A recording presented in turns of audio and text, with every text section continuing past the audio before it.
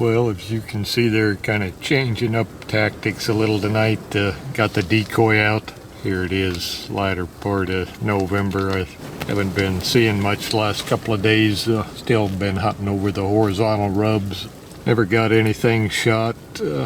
In hindsight, a couple I should have shot. Had one really good opportunity down there on that rub where I missed that buck earlier. Just a really nice 10-pointer. Come in there, work the rub basically just like the one I missed did. Perfect opportunity to redeem myself. Unfortunately at that time I didn't know, but the one that I missed ended up getting shot a week or two after I missed him. Got shot actually quite a ways from where I saw him, so that buck definitely traveled around quite a bit. But anyway, he got shot, and I didn't know it at the time. Not saying I would have shot that one, but I decided to pass on him. Hunting over on this other spot here, I had a real close opportunity.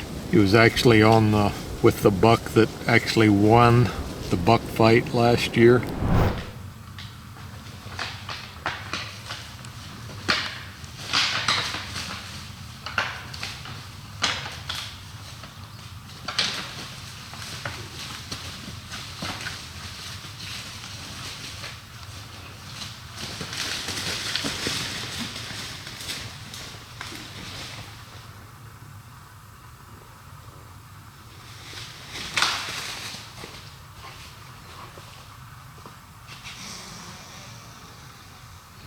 Basically just a real heavy-duty 8-point. The buck that lost the buck fight, he ended up dying of EHD earlier there this summer. He was developing a real big rack. I don't know, along about the first week of August, I found him floating in a pond over there where I was getting video of him.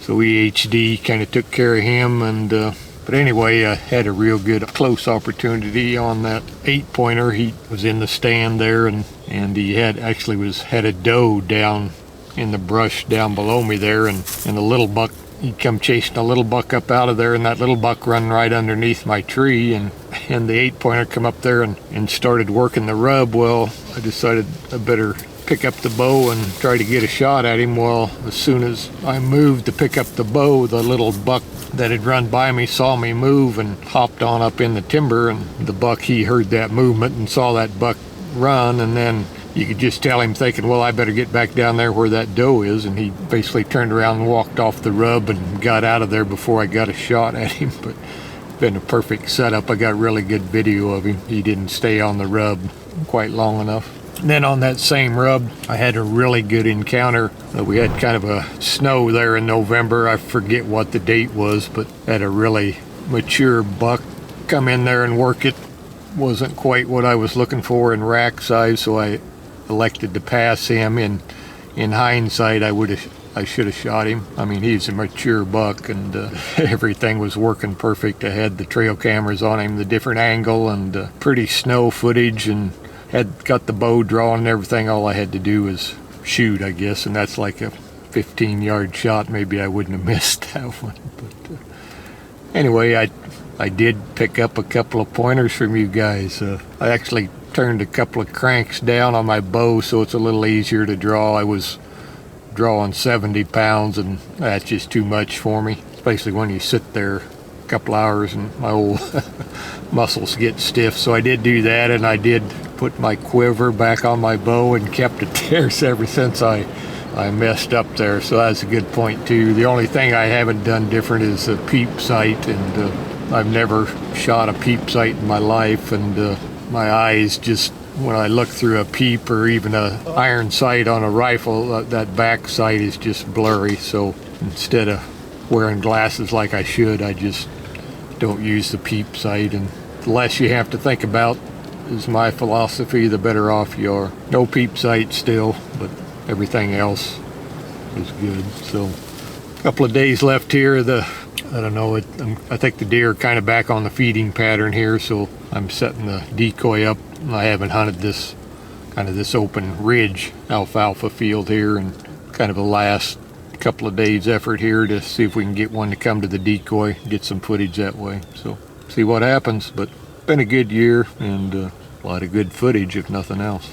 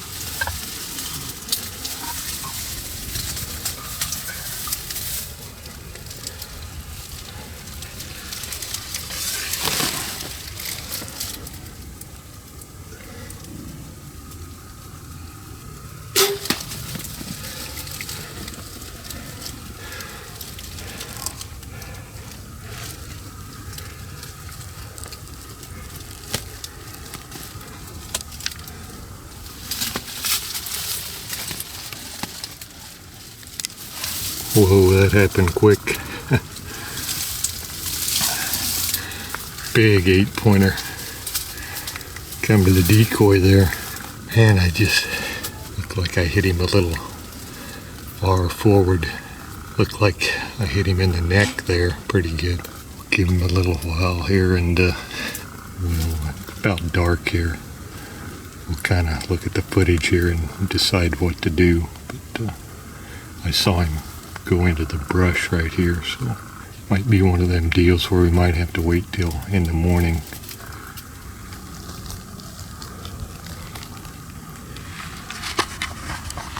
And just about dark here. I'm afraid to walk down there where he went and look for blood. I think I'm just gonna have to back out of here, go home and look at the footage a little better.